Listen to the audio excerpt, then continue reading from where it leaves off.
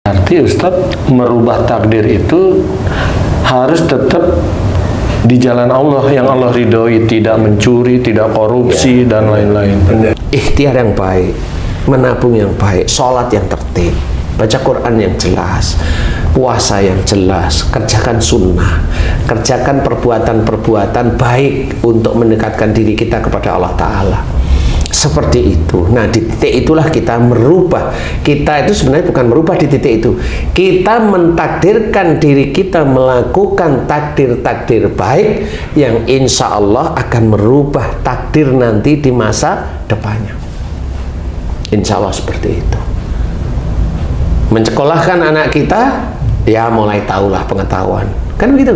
Kalau tidak sekolahkan, ya mau plong-plong kan begitu. Nah itu kan sama, menyekolahkan itu takdir tapi duniawi ya.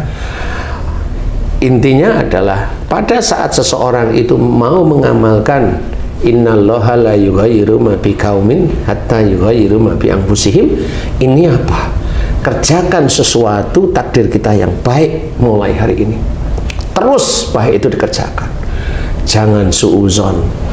Di luar sholat ya, kita sholat tertib insya Allah ya, puasa insya Allah tertib kan gitu ya, kemudian baca Quran insya Allah tertib, kemudian apalagi ya, perilaku kita berusaha mencontoh Rasulullah. Jangan suuzon, belajar. Kalau suuzon, astagfirullahaladzim, belajar untuk bicara yang manfaat. Kadang-kadang keluar yang tidak manfaat, astagfirullahaladzim, ampuni aku jika aku masih ngomong tidak manfaat, astagfirullahaladzim. Telinga mendengarkan sesuatu nggak cocok, jengkel atau marah, jangan, astagfirullahaladzim ya Allah. Ya, setiap hari kalau memang kita ada lubang kosong, maksud saya, berzikir, bertasbih, memuji Allah. Atau telinga dengarkan ayat-ayat Quran, silahkan, selama niatnya lillahi ta'ala, boleh-boleh aja, silahkan. Nah, di titik ini kita mentakdirkan diri kita melakukan perbuatan-perbuatan baik yang Haji C tadi bilang. Itulah yang namanya merubah nasib kita sendiri dengan takdir-takdir baik. Hasilnya kapan? Wallahu a'lam. Karena ini berhubungan dengan satu di surat Az-Zariyat, wa fis sama'i rizqukum wa ma tu'adun. Di langit ada jalan rezekimu dan apa yang dijanjikan Allah kepadamu. Nah, di langit, kalau Allah bilang di langit, ini rahasia. Di langit ada jalan rezeki, berarti Allah menceritakan jalan rezeki ini sesuatu yang baik kita terima, sesuatu yang mengenakkan kita terima. Bagaimana caranya Allah itu memberitahukan? Walaupun ini rahasia, Allah itu sudah menceritakan dalam Quran. Di ayat sebelumnya, innahum kanu qabla dzalika muhsinin. Sesungguhnya mereka di dunia selalu berbuat baik. Kan jelas. Baik itu dari mulai kita beribadah dan sebagainya sehari-hari, kemudian dengan orang tua hormat, berkata baik, berkata yang manfaat, berpikir, jangan suuzon, jangan gibah kalau ketemu dan sebagainya. Itu kan berbuat baik. Itu sebenarnya ayat tersebut itu menceritakan bahwa kita disuruh merubah takdir ke depan besok itu dengan berbuat baik. Berhubungan semua itu. Iya, berhubungan. Semua ayat itu berhubungan. Dan inilah cara berbuat baik, yang dimana kadang-kadang, nah ini ayat cuma berbuat baik, ya kita tahu, tapi tahu nggak maksudnya ayat tersebut? Kita disuruh, akhirnya apa? Wa fis sama'i rizqukum, itu jelas, di langit ada jalan rezeki kita. Nanti jalan rezeki kita itu akan diberikan kepada kita. Makanya yang enak-enak pada saat kita sudah melakukan ibadah-ibadah yang wajib, kemudian berbuat baik terus-menerus, ikhlas lillahi ta'ala, normal Allah itu memberikan rezeki yang baik kepada kita, jelas. Dan apa yang dijanjikan oleh Allah, kalau Allah menjanjikan, insya Allah ini surga. Klop semuanya. Innallaha la yughayyiru ma biqaumin hatta yughayyiru ma bi anfusihim, berhubungan dengan ayat yang ada dalam surat Az-Zariyat ini. Sama, semua ayat itu akan terkoneksi satu dengan yang lain. Enggak akan bertentangan. Nah, disinilah kita harus pahami. Kita melakukan takdir kita baik terus-menerus setiap hari, agar kedepannya kita itu benar-benar takdirnya kita berubah. Yang dulunya kita itu kalau mamanya tidak berbuat baik, takdirnya itu mau ditempeleng orang, mau diludahin orang, mau ditolak perempuan, mau dimarahin istri, mau digunting sama istri, mau diapa mamanya, kan gitu. Nah, itu berubah nanti. Ustadz, kalau ada seseorang yang seperti itu, Ustadz, tapi udah sekian lama dia berbuat baik seperti menjalankan perintah Allah, menjauhi larangannya, tapi masih aja diuji Allah. Ada yang salah dari orang itu, Ustadz? Enggak. Orang itu satu kesalahannya, masih hidup.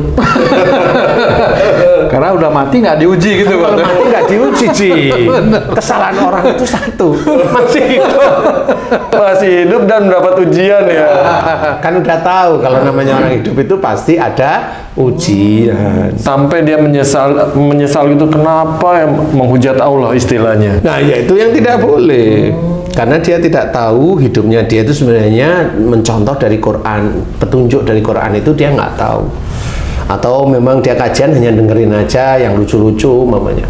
Atau setelah dia berubah, dia belum mohon ampun atas dosa-dosa yang lalu. Nah, mohon ampun itu sebenarnya juga merubah takdir sebenarnya. Mohon ampun itu merubah takdir, bersyukur itu merubah takdir.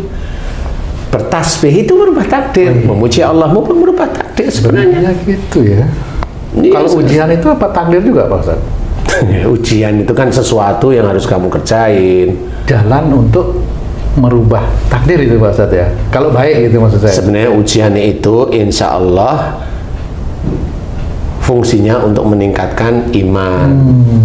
Kalau lulus. Beda dengan takdir ya, beda dengan takdir lagi ini ya, Pak Ya, Ustaz, ya. saat ini takdirmu baru dapat ujian, kan gitu. Oh iya. Nah, ini yang harus kita ketahui, bahwa merubah takdir tidak semerta-merta dari kecelakaan. Enggak, dari sakit iya, tapi sakit ini kan masih dicari oleh Allah Ta'ala, dia mau kemana setelah sakit. Kalau takdirnya dia nggak mohon ampun, boleh dia ke dokter, silahkan, tapi kan tidak masuk ke dalam yang syar'i. Paham ya? Kalau Allah mengizinkan sembuh, nggak ada masalah. Tapi kalau sakit itu diambil dari wa ma asabakum min musibatin fa bima kasabat aydikum, apa saja musibah yang kau terima termasuk sakit atau musibah apapun disebabkan dari buah tanganmu sendiri.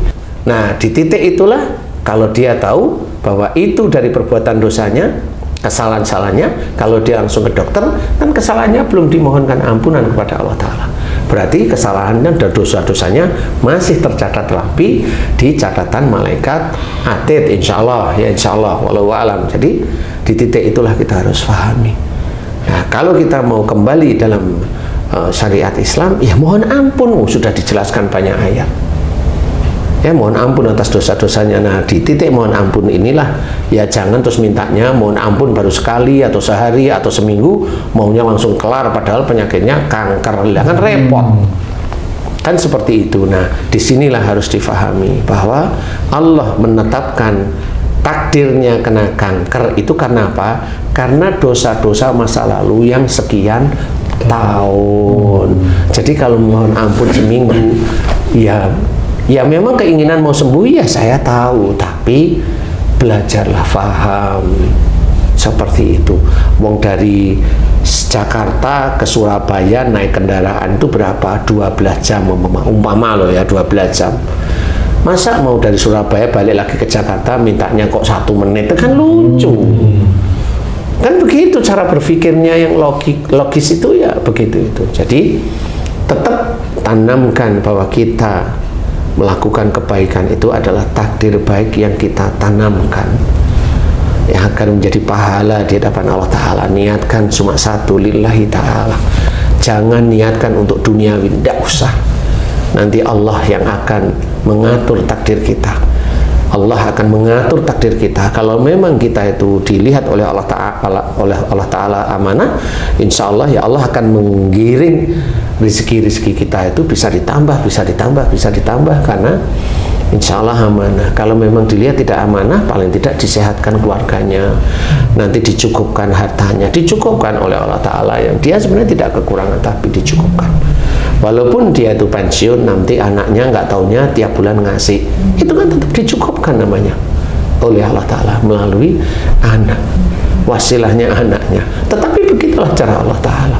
Jadi kita harus benar-benar fahami hidup beneran. Syariat Islam banyak sudah, guru-guru yang pandai, ustadz-ustadz yang pandai banyak. Coba kita telaah bagaimana beliau itu memberikan gambaran untuk bagaimana merubah takdir. Harus difahami takdir itu insya Allah seperti itu. Jadi takdir hari ini bisa aja sebenarnya dari perilaku kita dahulu. Takdir minggu ini bisa aja dari perilaku kita dulu. Takdir bulan bisa dari dulu. Takdir tahun bisa dulu. Ini yang tidak enak loh ya.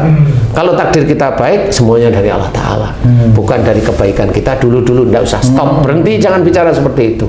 Karena kamu lagi muncul setan sombong di dalam diri kamu. Enggak.